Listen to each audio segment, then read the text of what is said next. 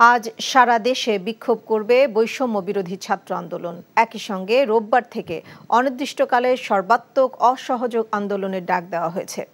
আন্দোলনের সমন্বয়করা বিবৃতিতে জানান, সারা দেশে ছাত্র নাগরিকদের শান্তিপূর্ণ আন্দোলনে হামলা, খুনের প্রতিবাদ ও ৯ দফা দাবিতে সারা দেশে বিক্ষোভ মিছিলের ডাক দেওয়া হয়েছে।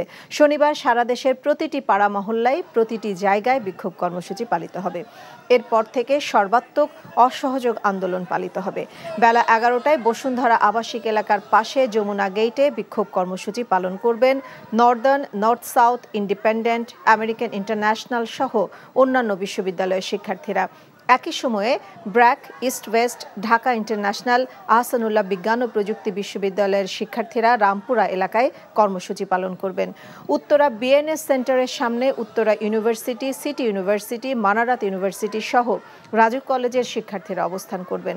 অন্যদিকে দুর্যোগপূর্ণ আবহাওয়ার কারণে পূর্ব নির্ধারিত শোক মিছিল স্থগিত করেছে আওয়ামী লীগ।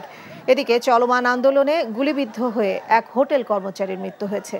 রাজধানীর বাড্ডা নতুন বাজার এলাকায় আন্দোলনকারীদের সাথে পুলিশের সংঘর্ষে গুলিবিদ্ধ ইমন ঢাকা মেডিকেলে চিকিৎসাধীন অবস্থায় শনিবার মধ্যরাতে মারা যান।